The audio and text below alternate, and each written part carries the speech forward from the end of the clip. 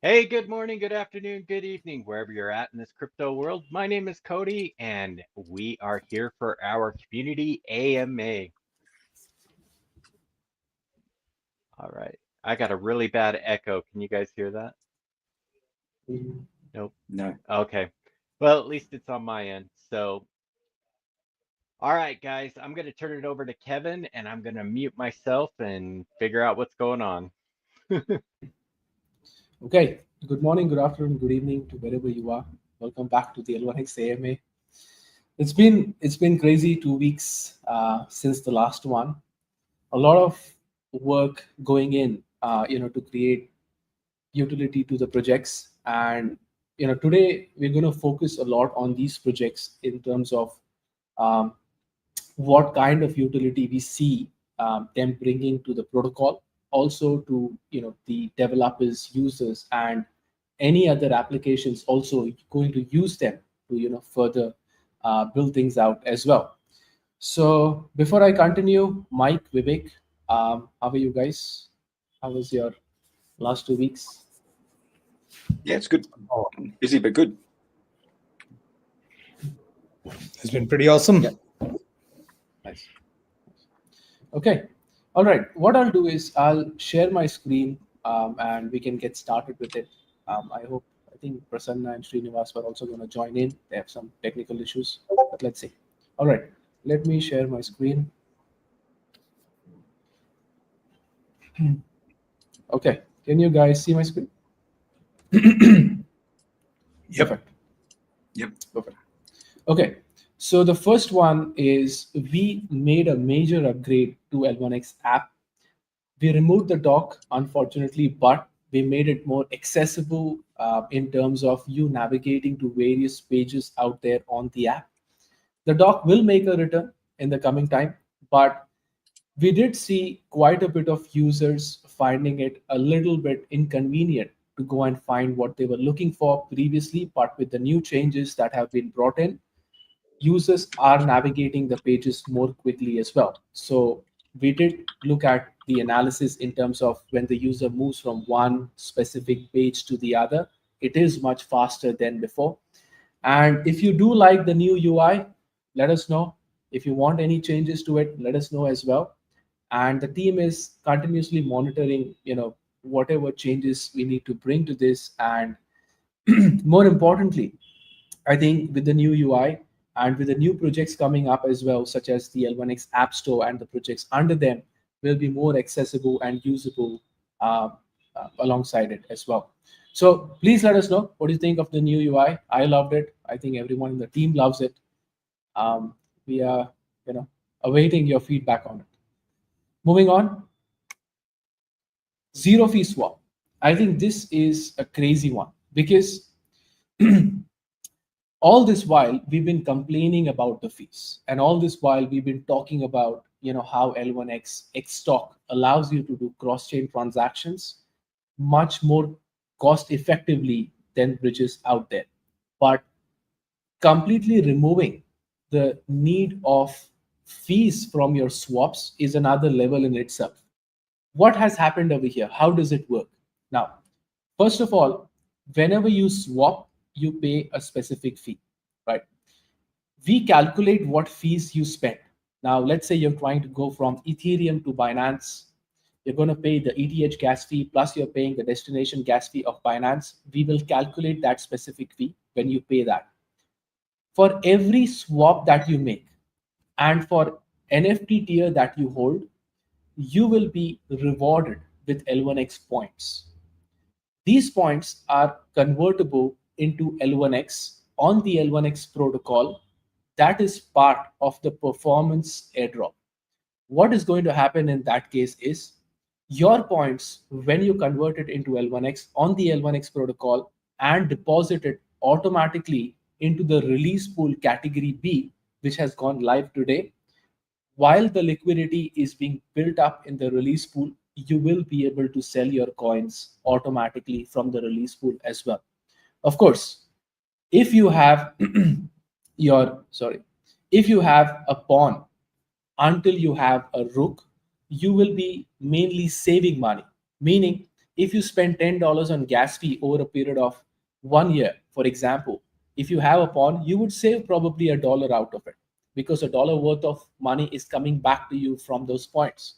But the higher tier NFT that you hold, the more points you will get, and more L1X will result into you getting more money out of it as well. So Queen and King NFTs, of course, take the cake and they give you maximum points. Now, we are working on multiple different dimensions as well to increase the ability of going from one NFT to the other while you do not have to even buy it.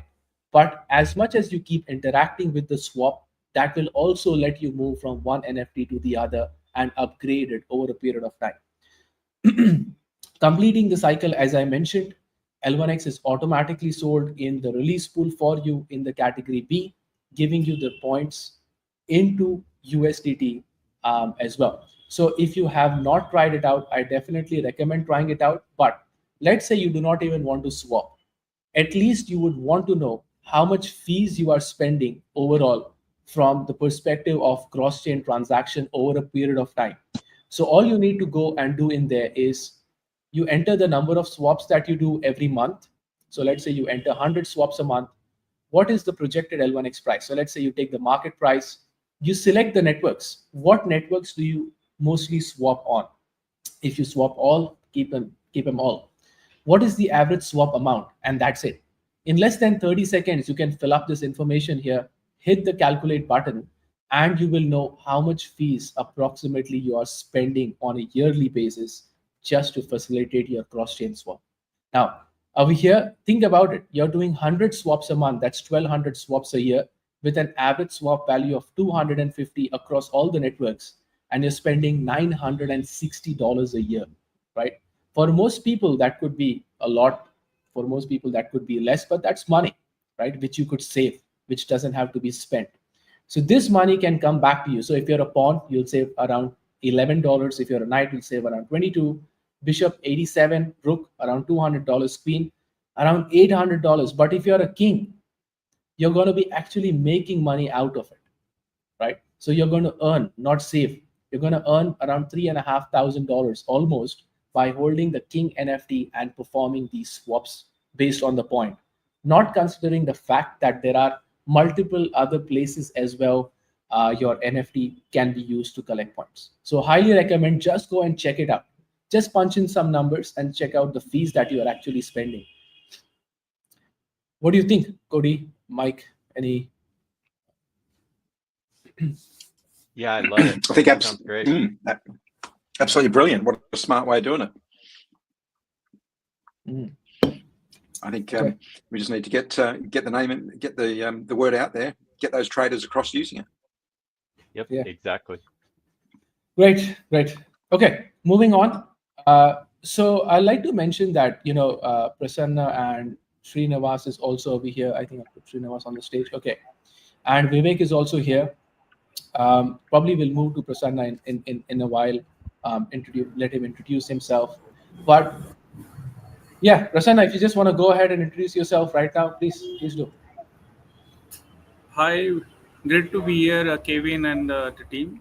I'm Prasanna Loar. I'm founder at India Blockchain Forum, working on blockchain, rather enterprise blockchain since last 10 plus years. Work closely with some of the national strategy of India, some of the state governments, at least 5 state governments for blockchain implementation governance space.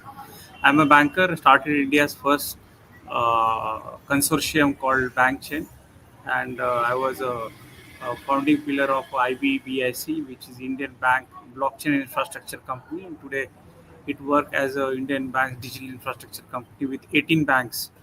I'm a founder of some of the blockchain companies, exited also, and at a couple of threads, Global Tokenization Forum, look forward how we create waves for Layer 1X to build interoperable tokenization platforms. So that's the momentum is on. Interesting time. Recently, I'm advising State Bank of India, largest bank, on a CBDC, which is a e-rupee of India, built on a Hyperledger. Eventually, we'll see at layer 1x what more enterprises and Web3 and tokenization use case we can bring it on. The way I understand layer 1x is one of those quantum ready, interoperable layer 1, which makes it quite unique, and it can go hand in hand with the existing established layer 1s and build a lot of impact. So good to be here, and let's see how we can grow layer 1x to the many more orbits and make it more prominent mainstream at all levels, say it's government or banking and finance or manufacturing, agriculture, and many other threads who are really waiting for blockchain use cases. Yeah, and here at Layer 1 I am looking forward to onboard many more projects. Recently, we have done at Hackathon, wherein we can handle quite unique projects which are solving very good problem statements relevant to AI and blockchain. That's in nutshell, Kevin. Once again, happy to be here. Look forward, yeah. Thanks for that, Prasanna, and we are happy to have you, as an advisor to L1X. Happy to, and thanks to Srinivas, who was responsible to introduce Prasanna and Vivek to the team. So Srinivas, how have you been? It's been a long time since you came back to the AMA. So what's been happening this long? Yeah, wonderful. So a lot of exciting things happening. I have been recently co-founder of a couple of blockchain and DLT companies. One of the exciting companies which I have just co-founded along with Prasanna is L1X, which is a marketplace for cybersecurity for Web3 and Web2 organizations and also for AI agents. So this company actually we plan to integrate it with L1X so that the entire marketplace for Web3 and Web2 cybersecurity across the world can interoperate with the public blockchain ecosystems along with L1X, the wide L1X. So I think this is going to be a very path-breaking effort, wherein I think it's going to. I think once it is fully operational and people see it fully in action, I think this is going to be something huge, in our opinion. Yeah. So we're working very, very hard on that. Yeah. Right. Yeah, and I think Vivek over here deserves a special appreciation as well. He's been working with the team and the projects that have participated in the hackathon, and it's pretty exciting to see how he has managed to filter out more than 350 plus applications and go to 50 applications, and we're working with them on a regular basis and an ongoing everyday basis to let them build with us. So Vivek, if you'd like to say anything about that process, please let me know. Yeah, so I've been in the startup space for quite some time now, and nothing's more fun than seeing people build, and especially build on promising dynamic platforms like L1X. So the hackathon has been a revelation in terms of the kind of projects that have come. Some of them have really been mind-blowing in their vision and in their scope. And many of them actually have a lot of traction going after them as well.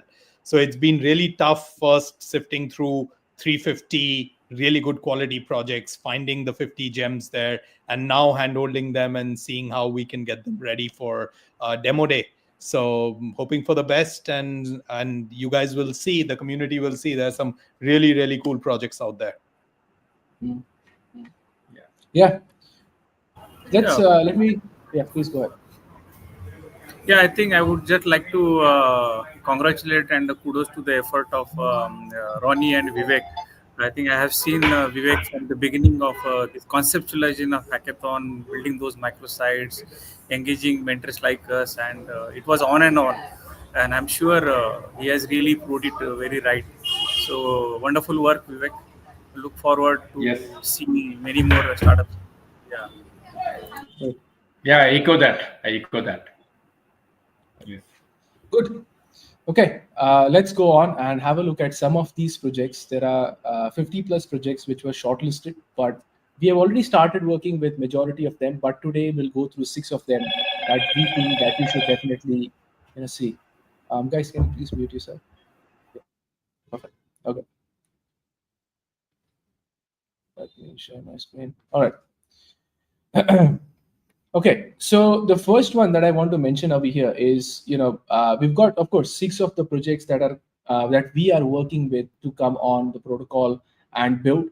Some of them have already started building. They've got like a semi-prototype ready. Some of them are in the architecture stage, but at least you'll get a gist of what is coming on the protocol. And these projects have been handpicked, by us. So first we've got MIGA, which is, I'll quickly go through them, but then we'll go through them in detail one by one, which is an AI agentic framework in terms of trading and signal analysis. There is L1X Metacity, which is the metaverse. Special thanks to Srinivas here. He recommended this project to us and really good builders. So we've also got Dan, which is like a NFT Shopify, for NFT, basically. We've got Inside Genesis, an already successful company, trying to make their way into blockchain with audio and facial recognition and data analysis. We've got Roham, which is like an avatar builder, AI-based avatar builder, and an Audit Smart, which looks at previous hacks that have happened and kind of overlays the hacks and the characteristics of them on a smart contract. So not only if you are getting your smart contract audited, but you can also see if your smart contract would have been hacked with the previous hacks that have happened with the data that is already collected as well. Anyhow, let's jump into them one by one. As I mentioned, there are 50 plus projects. These are 6 of them. And we will keep showing you the new ones that keep coming along as well. So the first one. So MIGA, basically, the team at MIGA is already a previous hackathon winning team in some other protocol that they participated in. And what is interesting about this is that the first version of MIGA's potential is coming to L1X app in the next 2 weeks. So the first one is we will be able to analyze coins. So if you go to L1X app, go on the swap page, you want to analyze the source coin, you want to analyze the destination coin, or you just want to analyze a new coin that you're trying to buy using the swap, it will do an analysis for you with a chart in terms of what it thinks based on sentiment analysis, based on technical analysis as to whether you should even swap into this coin or not. So it gives you a score and it breaks it down into layman's term and tells you we are 6 out of 10 confident, we are 7 out of 10 confident. And this is like real AI based information that you will receive. Now, how does it provide utility to L1X? The first one is that, of course, the data that will be provided, we will also get feedback from the people, whether they actually accept the data or not. And that feedback will be stored on the chain on L1X. That is first of all. The second one, of course, because it's an AI agentic or trading agent, it has to do cross-chain based transactions as well as an action model. That is where Xtalk will be used to do cross-chain transactions into it as well. The third one is to do cross-chain transactions, you need some kind of signals that come out of it. And this specific data will be brought into the L1X protocol that will be used across multiple different applications, one of them being MIGA. And we are very excited to actually show this. In the next slides, I'll show you what it looks like as well. But very excited to put this on L1X app and see what the users, when they swap, think about it as well. Okay. Kevin, if I can, yeah. I'm not sure if the community noticed. So it's MIGA. It stands for Make AI Great Again. So you will see when MIGA is integrated, it has a big personality of its own. So I'm sure not only will it provide a lot of utility, but you'll have a lot of fun playing with the MIGA bot on L1X app. So I'm looking forward to some fun interactions, and maybe we can see who gets the most funniest responses out of the MIGA bot and run a contest around it. But look forward to it. The team is an all-star team. They're going great guns, and we're really, really looking forward to it. Yeah, I've jumped on a couple of calls. The last one with Kevin and with the MIGA guys. Great bunch of people. Yeah, really good. There's a bunch of people. If you scroll down on their Twitter feed, you'll actually see an X space that we did interview with them as well. So make sure that you guys check that out. Yeah, and It's very interesting. So I was speaking to the founder, and I asked the founder, okay, what's the point of differentiation apart from you building on L1X? So the founder mentioned the fact that our tokenomics is the differentiation. I was like, okay. He brings up this concept of proof of trading, and I kind of thought, okay, now where he's going to get into, and he mentions the fact that MICA coins will be given to people as points, but the only way you'll be able to get into the MICA token, right, is through proof of trading, based on how much trading the bot does, how much net buy pressure is there on the coin, and only then you get the MICA token. And he took me through the algorithm, and I was like, I've seen this somewhere, right? Definitely, the L1X release pool, is rebranded over there as proof of trading. But it was nice to see someone, sitting in a parallel universe thinking about a similar concept to bring to the people. I don't know if it's, thought of independently of the release pool or looking at it, but it's good to see the concept there. Okay, next one. L1X MetaCity. Thanks to Srinivas, I met this team on the first day, and I was, Metaverse is a huge project in itself. And I was a bit skeptical when I first started speaking to them, and when they mentioned to me, let us show you a prototype. That got me off my seat. And they actually shared the screen and started showing me the first prototype of the Metaverse, right? And mainly, what we are trying to do over here, and while working with the MetaCity team, is we're trying to bring Web2 accessibility to Web3 metaverse. Now, the way they are trying to start this up is by having a Web2 interface, and you will be able to access the features over there. First of all, they're coming up with certain casino-style games where users can go in, start playing it out, and behind the scene is where they're building the metaverse, where you can even enter the metaverse and start playing the games. Anyone here who has used Decentraland, Sandbox, or any other metaverse project knows how complicated it is to go inside the metaverse and do any action. So I think that is the pain point that they are trying to solve, of making the metaverse simple in terms of usability, while they are starting it with games and gamifying it so that users come in, start playing around. And then, of course, the agenda is creating plots, selling plots, with shopping centers, advertising space. And today, while speaking, I think Srinivas was on the call as well. They had this concept around selling cars in the metaverse, while you can use the car while you are inside the metaverse as well. So pretty interesting concept. And this one, in terms of utility to L1X, of course, the whole metaverse is going to be built on layer 1x, and it allows us to market our swaps in there as well, number one. Number two, all the contracts that are going to be for land, for gaming, for NFT creation, avatar creation, will be on the protocol as well, increasing the transaction fee. And at the same time, it is going to use the space card infrastructure that we created in terms of data tokenization. So it's definitely good to see this project using what we built previously as an infrastructure and building on top of it. And I'm pretty excited to actually use it, because I use Decentraland, I use Sandbox, and let's face it, you don't use it on a daily basis. So this is something that the team is trying hard to build, which is they want to make sure that users use it on a daily basis for certain actions, as well. Moving on to the next one, we have DAN. And DAN stands for Digital Asset Network, as you see over there. DAN is basically the Shopify for NFTs. Now, if you have never, bought an NFT, or if you have never built an NFT store as a project, you wouldn't know the complexity that goes into setting up a store. But let me put it this way.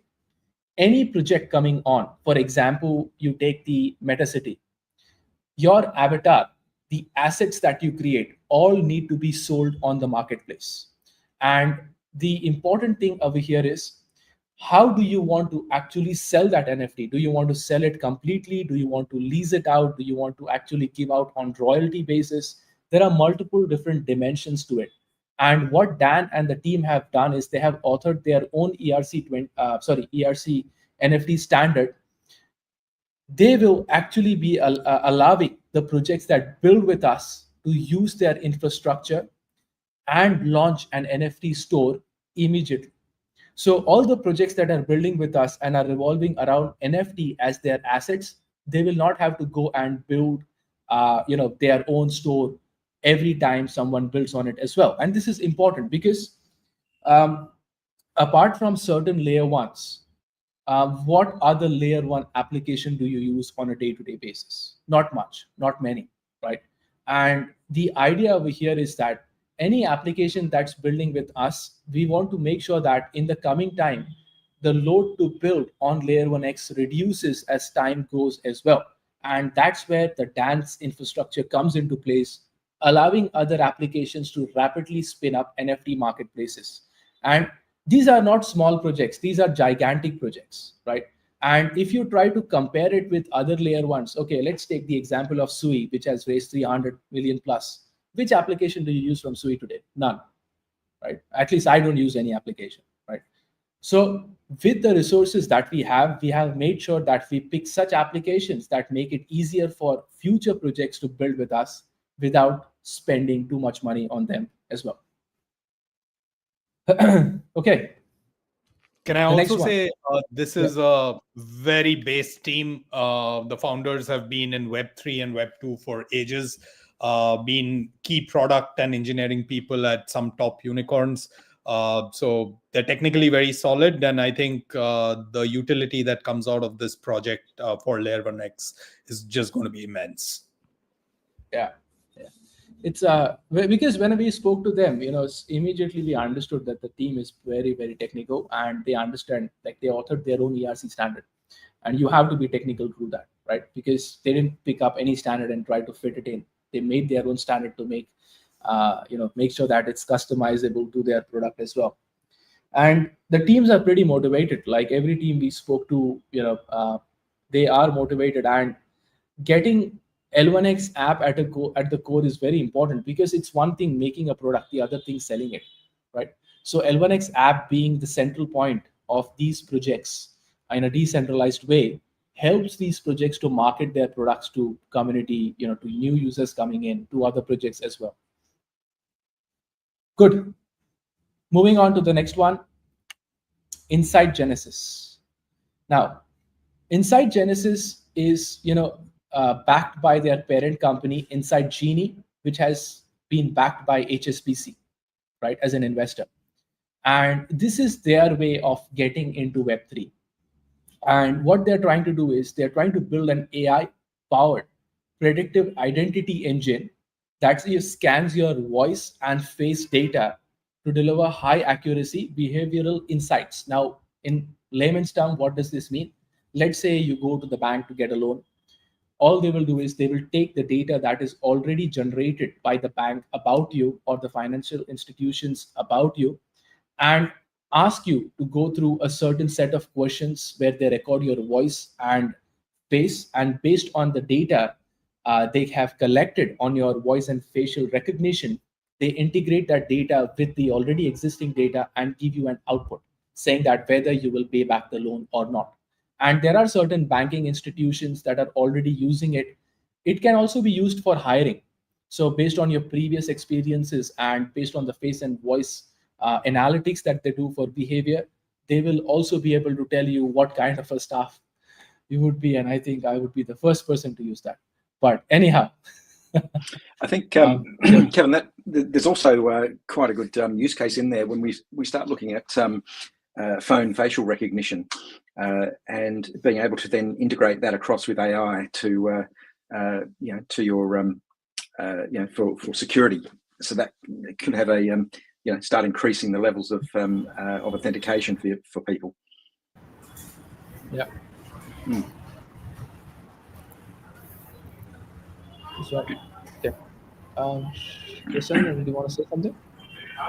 Yeah, I think the way I see regulation coming in any of the banking sector or BFSI sector, security plays a major role. And while we were relying on some second factor authentication for a long period, RBI, Reserve Bank of India, always looking at recently third factor authentication, which will be completely rely on biometrics, behavioral biometrics, AI backed authentication techniques.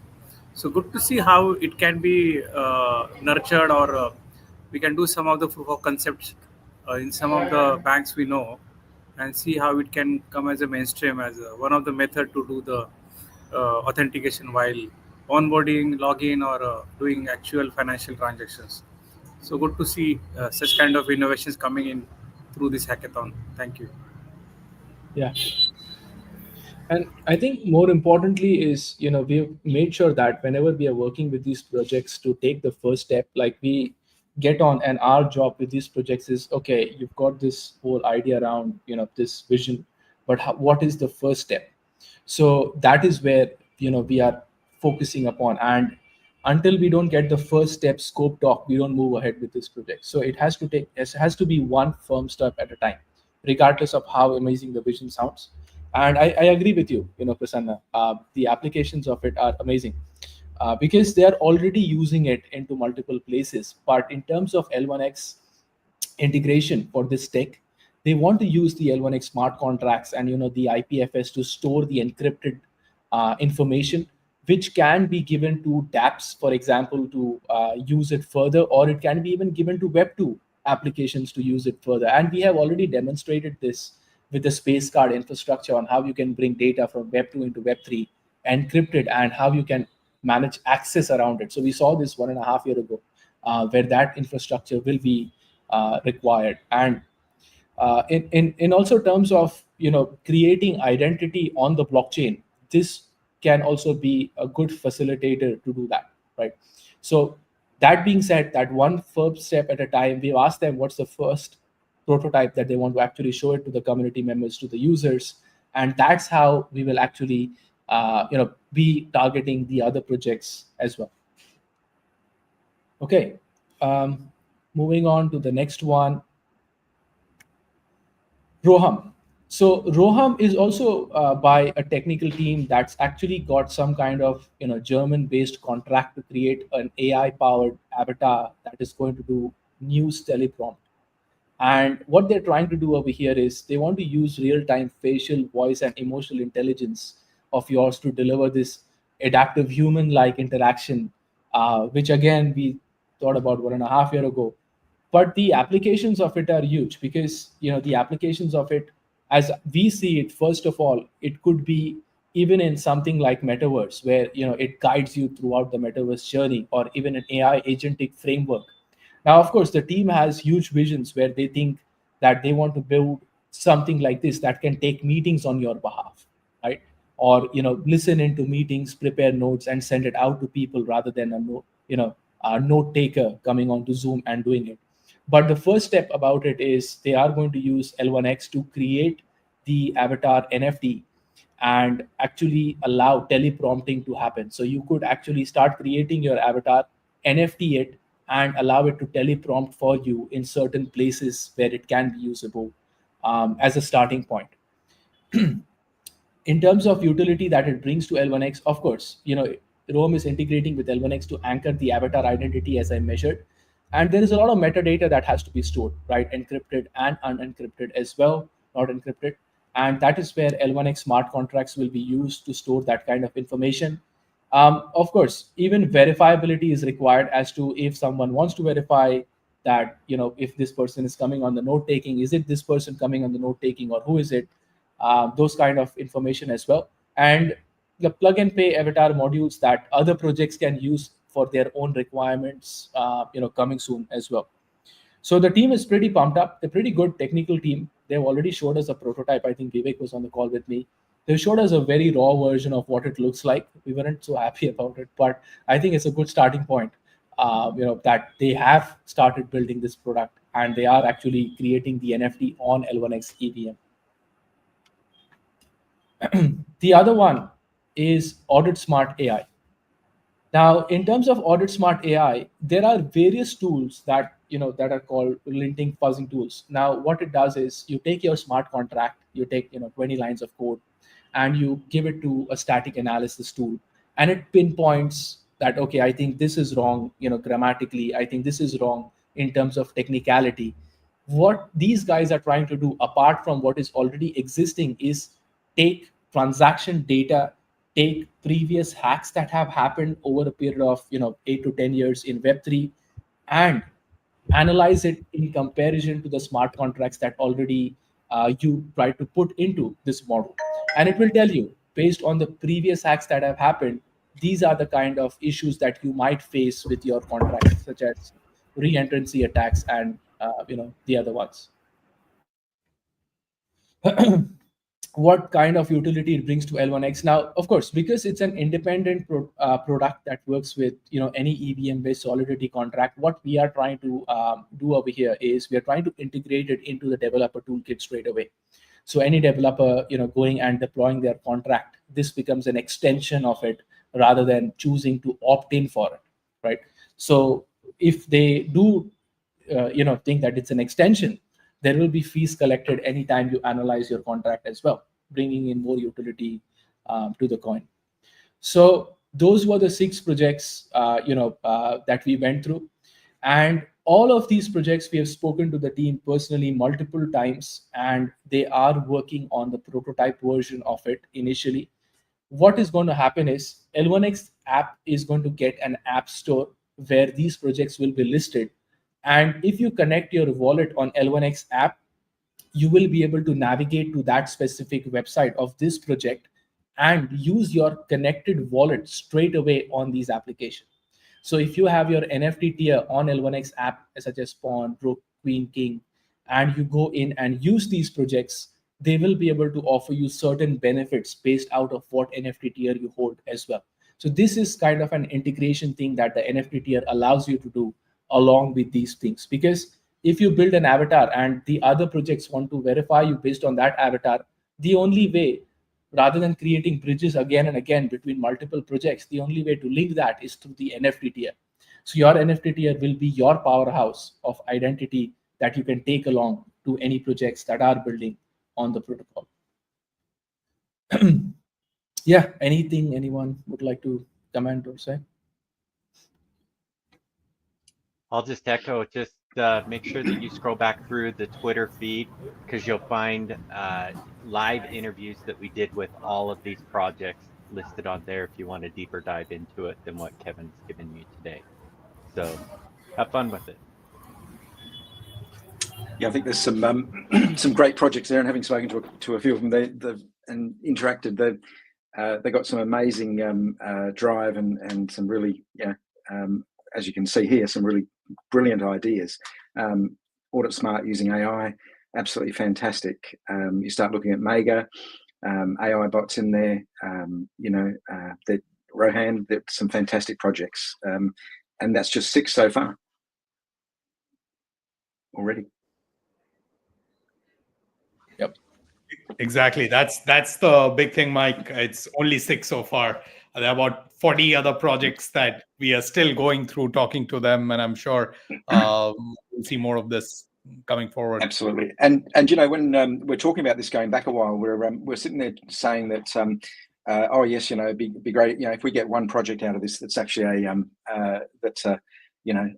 decent project, then that's brilliant. That's what we're after. We start getting more and more coming on board, and you'll start seeing more and more coming out of the woodwork as we move forward as well. Probably more than the 50 odd that we've got. And when I was speaking to these projects, I was talking to Vivek about it, and I was telling him, I was trying to understand why haven't, apart from few protocols like Ethereum, Binance, Solana, it could be Base, Near, which were already backed up with billions of dollars. Why hasn't some other new layer 1 cracked the code of multiple projects building with them? And it's definite, it's extremely hard to build a layer 1 with the amount of resources we have and so many applications. It's like building 60 companies at the same time, right? Because you have to handhold, you have to push the team to go and deploy the applications initially. But we are happy that we've got a good set of projects, and our team as well has been consistently pushing them to come up with the first prototype. I think that first prototype is the key. Like, don't think about the larger vision and stuff. Focus on the first prototype. Let's get it out there, right? Let's show that it works to the people first. That reminds me, of what's coming to the L1X app. And we are coming up with something called as L1X AI. And L1X AI is going to actually be the umbrella term that we use, but it's going to be backed up by multiple different projects working on AI. So for example, on the swap, you will be able to come in there and you'll be able to analyze source. For example, how do I analyze ETH? It'll give you a response. Analyze destination, analyze USDT if you want to analyze USDT, or type the token name. So as soon as you type your token name, let's say you type L1X, you'll get a response over there, which will do an analysis of the coin. So it will go and analyze the L1X token, and it will give you, some kind of information that you can use there. It will also give you a score, how much confident it is about the coin. So if it is in a strong bullish sentiment, it will give you a strong bullish sentiment signal. And we cannot modify this response. Let me put it this way, right? It's all coming from the backend engine on the AI. The responses cannot be modified. It is going to be stored on the chain and it's going to be provided. So there is no way the information can be modified. So the moment the AI generates the answer is a metadata stored on the chain, encrypted, and sent to the front end. So if there is any mismatch, you'll be able to know it has been changed. You will agree or disagree. So there'll be points based on this, based on the feedback that you give. And of course, the more feedback you give, the more points your NFT tier will collect, and the better your rewards will be. And we'll be adding these powered by MIGA, for example. At any places we use these AI engines that's about that specific product. It could be MIGA, it could be other projects coming up and trying to integrate it into any of the products that we are coming up with. But I'm pretty excited because in less than 2 weeks, we are going to let this out and the people will be able to use it straight up, because you go in, just type in any coin you want here, and it will be able to analyze it for you straight up before you buy, before you decide to swap into that coin. This is another safeguard for you, making sure that you're swapping into the right one. Okay, moving on. I just have a few more slides. The Quantum DeX status, right? Now, in terms of these projects building with us, we are in a rush. There is no two ways about it, right? We are in a rush, taking one firm step at a time, right? Whatever that means. Now, what we are trying to do is we are trying to get the DEX out there with utility that these projects will require on an immediate basis. So these projects want to launch their tokens with us. They want to go ahead, but how do people buy these tokens? How will they trade these tokens, right? So we need the DEX ASAP. Now, what we have done is we're working with the team and we have structured the development of it in multiple different phases, right? So the phase one, we are expecting it to go live in less than 6 weeks. So by the time the projects have their prototype ready and their tokens ready, we want the phase one to go live and people already using it as well. What will happen over here is it's going to enable the projects to launch tokens and allow users to trade those tokens on L1X. It's a V4 AMM model. So it's a Uniswap V4 AMM model. It's pretty good model. It's pretty robust. It has already been used. There's no reason to reinvent the wheel over here. And what is important is the projects that actually go and mint their tokens, and I'll come back to that soon, will be able to click and create pools straight away. So if you ever created a pool on Uniswap, PancakeSwap, it's the same process that's going to follow. But more importantly, the projects will be able to use L1X from the release pool as loans. So what is going to happen over here is if a project comes in and let's say the MIGA token is there and they want to create a pool, they have to provide liquidity for MIGA, of course, but also they have to provide liquidity for L1X. Now, we don't want to force them to go and buy the L1X, straight up. So what we have decided is we'll allow the projects to actually take L1X as loan from the release pool, which will allow the release pool stakers to sell the coins in from the release pool directly on the Quantum DEX, providing more liquidity, more opportunity for people to straight up use these coins. So if a project is coming up at $50,000 each worth of coins, $50,000 worth of MIGA, $50,000 worth of L1X, immediately release pool will hand over $50,000 of worth of coins to them, and the moment it keeps selling, the release pool gets filled up as well. So this helps the release pool participants, and it helps the projects to kickstart, or bootstrap, Now, it will also enable user to deposit, withdraw, and swap. So, you want to add liquidity, you want to withdraw liquidity, you want to swap from one token to the other, you'll be able to do that as well in the phase 1. So our internal timeline is 6 weeks. The team has already started working on it, right? So they have already started working on, building this out. It is a lot of effort. There's a lot of things that has to be looked into to come up with the phase 1. But we're pretty confident that we can launch it in 6 weeks. Now, alongside the phase 1, what is already being built is the multi-network asset issuance thing. What does this allow you projects to do? So let's say there is a project called, ASDAN or MIGA. Now they decide that we want to launch the token onto multiple different networks. They will use the multi-asset issuance model. It allows new projects to launch tokens multi-chain and manage it from L1X. So although the tokens will be on multiple different networks, they can manage the supply and demand from L1X itself.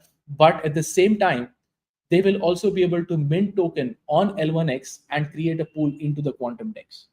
So these projects have a pipeline. So if you're a new project, you want to go multi-chain, why not also list it on Quantum DEX? Because all you have to do is come up with your token liquidity. You don't have to come up with L1X liquidity. And that's where these projects will be motivated to go and create pools on the Quantum DEX on the L1X protocol as well. It allows L1X as the gateway network. So think of it as this. Although these projects are listing onto multiple different networks, the only way you will be able to control these coins onto multiple different networks is from the L1X contract. So anytime you mint, you burn, you issue out more coins to some users in terms of, it could be team, it could be community, it could be marketing, it could be race, you have to trigger the L1X contract.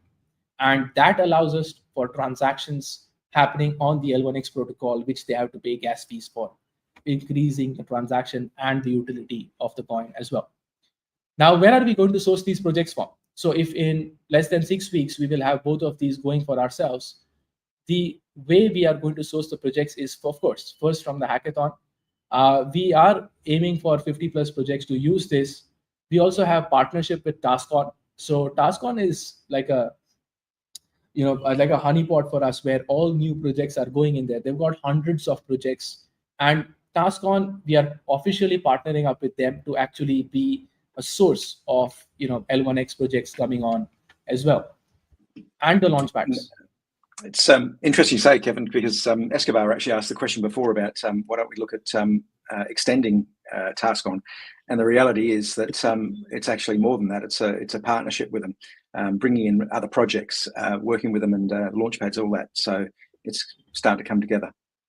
Really good. Yeah, and I think it's the need of the hour, because all these projects building with us, and when they start speaking to us personally, they start understanding this, why.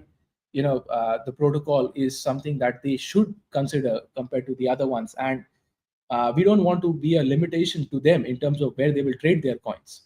And TaskOn guys have been super friendly with us in terms of, allowing new users to come on. I think we are the biggest community on TaskOn today. And, them sending projects, they are more than happy because they were also, some of them, apart from Srinivas and Prasanna, who referred projects to us as well. Now, okay, so this is the first and the second phase, right? Alongside the first phase, but what is the second phase of Quantum DEX? Where are we heading towards? So the second phase is going to focus on liquidity abstraction with L1X router. Now, what does this actually even mean, right? Now, what is going to happen is new and existing projects will be able to unify their liquidity that is spread across multiple blockchain. Now, we did an X post about how this works, right? How we are actually aiming for this to work. The first step is the ability for them to issue tokens on multiple network and even manage them. Because if you want to unify liquidity, first you need to even issue your token on multiple different networks, right? So that it can actually unify your opposite pair of the coin. Now, what will happen over here is we will build an Xtalk router in the phase 2 that will allow users to access the unified liquidity and swap bridgeless. This will be allowed from the L1X swap. So once a project wants to unify liquidity, the other flip side of it is the user will be able to use the L1X swap and access the unified liquidity. So the only way to access the unified liquidity is going to be through the L1X swap. And if you could take $50,000 and spread it across 5 different protocols and still think that's $50,000 for the end user, I think as a project yourself, you want the user to go on to L1X swap and perform that swap. So that's where the unified liquidity comes in as well. And most of the people, even running DEXs out there already launched, won't even understand what this means, right? It's beyond their pay grade to even understand this concept, right? If I ask them to explain it in a single sentence, they won't even get it. But implementing something like this in that scale while the other projects are being built is tremendously complex. And that's why we have tried to move it into phase 2 so that we have the phase 1 running, we get the projects out there and the tokens, and then we move on to this complicated structure. And the phase 3, of course, with UWA, our research is ongoing in terms of the quantum resistancy for processing, transaction, and storage as well. And what is going to happen is it's going to be a module that we will actually have to upgrade across the core infrastructure, regardless of we build the Quantum DeX first or not. So what we are aiming to do is we are aiming to build the quantum resistant transaction and storage initially, put it onto a prototype product and onto a subnet. I think Prasanna and Srinivas will mention about the Mosoft agreement that we are actually working on in terms of how this will be done on a subnet first, and then we will bring it on to the dApps that are building with us from that perspective. The last one is the roadmap. Srinivas, you wanted to? Yeah. So yeah, that's actually, Prasanna sometime back was referring that, like how do we bring all this fantastic work what we are doing to regulated entities or various applications for whether it is enterprise applications or government-led applications. The challenges we have been facing in all these enterprise and government applications is that they are not very much keen on projects that involve replication across the networks, or also using mining based consensus algorithms that will induce latency or cost, because here you have all the entities that are known, KYC, ML is done. Well, these sort of concepts are very much useful in public blockchains.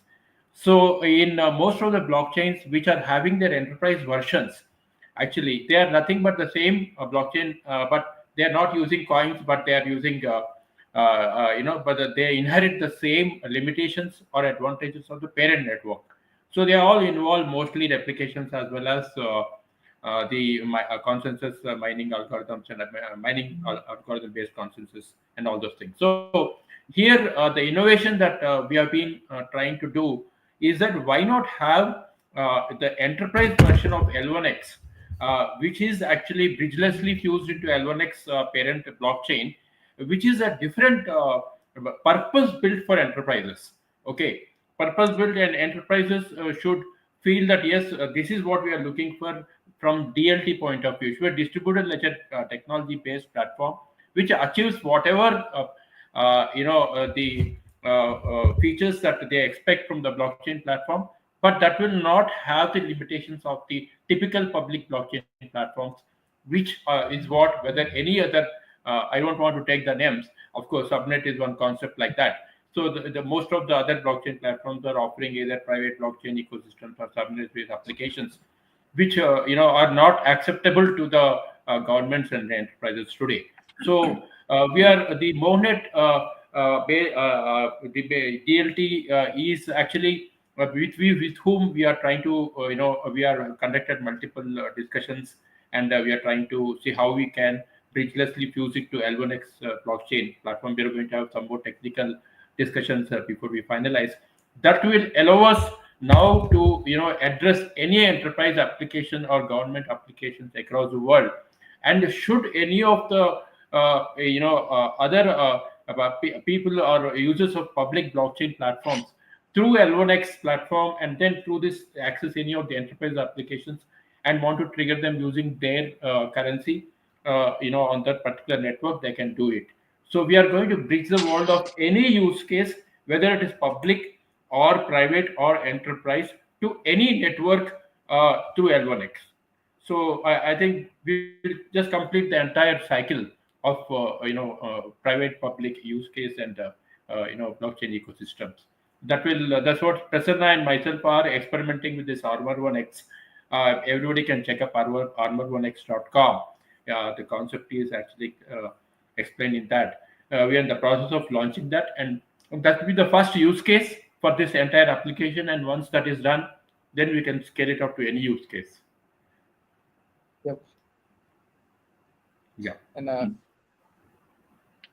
I think lot of alphas there, Srini.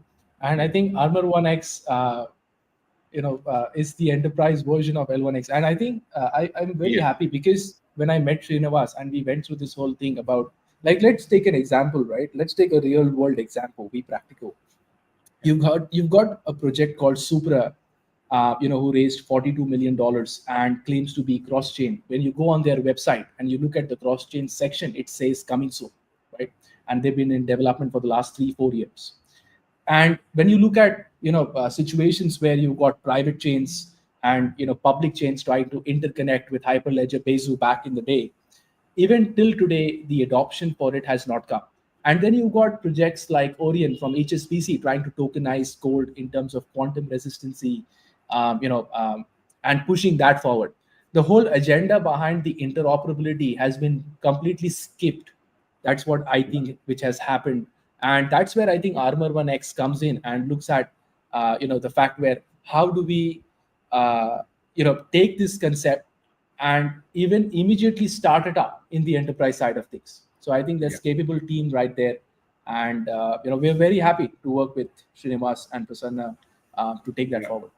And Prasanna actually, he's well known in the entire Web3 ecosystem. So, he a lot of it will get exposure to the entire Web3 community, number of companies who are building up Web3 applications, and also it will also give a boost to all the service providers. For example, the Smart Audit platform, which we presented, they can be one of the service providers who are listed in our aggregator platform, which can be accessed with L1X token. So, on Armor1X. Armor1X is going to be a marketplace for all Web3 and Web2 cybersecurity service providers and seekers, apart from even AI agents.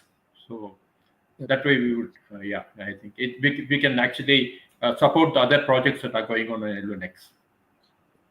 And we'll definitely charge Srinivas and Prasanna some royalty for using that name, 1X. Yeah, Kevin. We owe it to you. No, okay. Hey, okay, Kevin, so, do you mind if I go to mine? I've got to jump off at the top of the hour, and I want to make sure I hit mine. Yeah. So, in terms of engagement this past 2 weeks, we've had a consistent spike every basically Tuesday, Wednesday, and that's been primarily right around our spaces that we've been doing, both the Roundtable X Talk roundtable discussions as well as the 10-minute pitch show. If you haven't checked those out, I highly recommend them. So the reason why I'm showing these is that we've got a little bit of a lull going in. So if you guys can jump in and definitely engage with the posts that are going out on our Twitter account through in between those days, that would be great, because as you can kind of see, we've got a pretty big dip in there. We want to level this out so it's not as much of a peak and valley type of thing. The other interesting portion on this slide that I want to point out is that if you look over on the right hand side on the very bottom, 38, almost 39% of the conversation is people that are not currently following us. So we're definitely reaching a mass audience of people, which is great, which also, begs for the attention of being able to get more of our L1X community involved as well. So go on to the next slide. In terms of replies, basically the same thing again. Some of our top posts have been around the $25 million raise that we're going to be doing. That was the #1 post. It was a very highly engaged one, as you can kind of see on the very left-hand side as well. So go on to the next one. This is one that I'm extremely excited about. One of our biggest space to date over the last year has been 1,100 live listeners that was set just recently as March 25th. However, our latest episode that we did had over 6,500 live listeners, which definitely blew it out of the water, which is all organic. However, the one that really did it for us was, if you haven't listened to it, I highly recommend you go listen to the Dash Pay and Litecoin space that I was on. 21,000 live listeners on that. So we definitely are growing in terms of our organic reach of live listeners tuning into our spaces each week. And a lot of it is because of you guys getting in there and sharing those spaces and commenting and participating. So we definitely appreciate you helping us out there. And go to the last one. And so we've got some good ones that are coming up. We've, again, every Tuesday at 10 a.m. Eastern Standard Time is our roundtable, and at 8 a.m. Eastern Standard Time is our 10-minute pitch show. Likewise, I've had the opportunity to sit down with Kevin. I appreciate him taking time out of his busy schedule. And we did I would say about a 30 to 45-minute deep dive into Kevin and some of his kind of happenings in life that basically made him get to the point where he founded L1X and kind of his vision of where he wants to go. So it's going to be a really good deep dive. We'll be announcing when that will be coming out for you guys to watch. It's a pretty good one. So thanks everybody for participating in the spaces, as well as keep working on, keep replying to all those posts that we're putting out there. Help us reach the masses. Together we'll reach it. So thanks. Appreciate it. Sorry to jump in there. Excellent, Cody. I think great effort. Yeah, that's good. Let's move on to the hackathon, and then probably we can take the roadmap at the end. I think Vivek, you wanted to go. Yeah, I won't take much time. I think we've spoken about the hackathon quite a bit, but just as an overview, 50 plus teams building at full throttle right now. You've seen some of those projects. There are a lot of other utility and fun projects that are being built. Some of them are pretty cool and fun, and I'm sure a lot of you will get laughs out of it whenever we decide to reveal them. Already, some teams are standing out. We can see the good teams, their development velocity, their engagement with the L1X team. They're asking questions. We have a Google Sheet where we have opened up for tech questions, and it's getting flooded. And Kevin and I are answering those questions once every 2 days. And we expect a few internal demos to come out of this in the next, 2 to 4 weeks. So check out the space for more over the next couple of weeks. That's it. Great. I think it's like, oops, good. Okay. Yep. Okay, so a little bit of a market commentary, which we've been in discussion with our market maker, and also a little bit of a view on the L1X coin performance. So looking overall over the last week, Bitcoin showed a recovery and consolidation around about the $83,000, $85,000 range. Who would have thought going back in 10 years that it was going to hit these numbers? The price has risen steadily, so it did dip down to about 79,600 on about the 10th of April, but steadily rising since then and gaining about 0.75%. When we start looking at some of the technical indicators, the RSI is around neutral, suggesting that it's neither overbought nor oversold, and that supports a lot of potential. Using the word support, building a lot of support is always a good thing. I personally don't expect a significant rally in Bitcoin just yet. Probably consolidate around 90K. Also, I won't rule out the possibility of fresh negative headlines, or that, as I call it, the Donald factor could disrupt that trend. I think we're looking ahead. I can see some analysts out there forecasting a bullish trajectory throughout late April and May 2025, targets climbing towards 100,000 and beyond. Now, I don't see that happening before May at the earliest. Probably around about, we could see 125 at the end of April, May, but more likely May. That's my view anyway. That's volatility is probably a big thing. What we're actually seeing is a lot of whales actually buying. It's actually that's pretty big. We start seeing those boys getting in there and buying up Bitcoin and a lot of the altcoins. It makes they're obviously building up a strong position. Kevin, moving on for the next. Yep. Okay. So on the L1X side, so the price of the coin has decreased by about 4%. I think it's back up again now. I haven't looked in the last few hours. The price continues to be inside a trading channel. I personally expect to see a decrease to about $10, where we'll see a rebound again. I think we're seeing a lot of interesting politics coming out of the US. And whenever somebody does something that Donald doesn't like, he sacks them. So, we're going to see more of that sort of thing happening. That creates market volatility. What we want to see is a nice stable trend. And when we look at L1X, we've got the release pool in there. That is actually creating that stability, something that a lot of other coins just don't see. They see massive swings.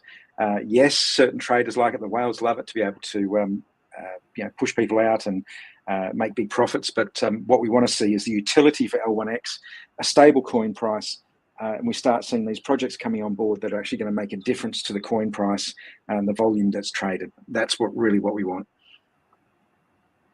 Yeah. Okay. That's it. All right. Just finishing it off with the roadmap. Let me zoom in over here. Okay. So we did have, good April. We did upgrade the website. We launched the LP staking for Uniswap. We upgraded the direct swap as well with more liquidity to it. L1X app got an upgrade. We had the zero fee, launched. Now, what we're working on for May, before that, of course, is the multi-network asset issuance standard. We will be extending this date probably, by a week or two, to make sure that we test the product out, because a lot of resources are also going into the Quantum DeX right now. But anyhow, we do have the L1X App Store coming out, so that you will be able to go in and keep a track on these projects, where they are, when is their first prototype coming out. So you'll be able to keep a track on these projects from one single place, and you'll be able to navigate to the projects, once they're launched as well. We do have, the one-step wallet profiler coming in as well. Quite a bit of work in here. We're just making sure that, all the data that, syncs across the desktop is worthwhile watching it. And of course, we have the Xtalk upgrade and the Xtalk open source coming out as well. Now, in terms of, the tier 1 exchange listing, in terms of CoinDCX, we are actually thinking about doing it sometime next month. No promises yet, but we are thinking about next month. We just want to align it correctly with our goal of liquidity provisioning as well, because not only is the listing, you also have to provide liquidity for the coin.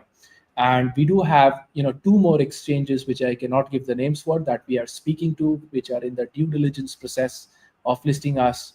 One, of course, is a regional tier 1.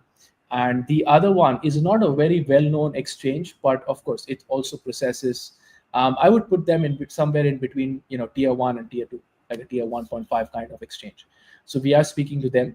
But in Q2 itself, we do see some exchanges being listed with us. And that being said, the release pool, as it stands, is gradually increasing in terms of the liquidity. But the answer to that is 2 things. One is with regards to utility in terms of the projects coming on, and the projects actually taking the loan of the coins from the release pool. And number 2 is the tier 1 exchange listings. That's where we'll see the release pool starting to pick pace up as well. But yeah, I think that's all from me. If anyone has anything to share, please go ahead. But that's all from me.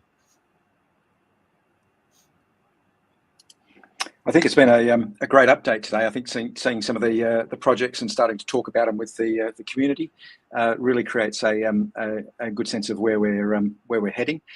These are just some of the projects, and just so people know that they're not the only ones. And another example is that Srinivas and I are working on another proposal at the moment, which is has the potential of being absolutely huge.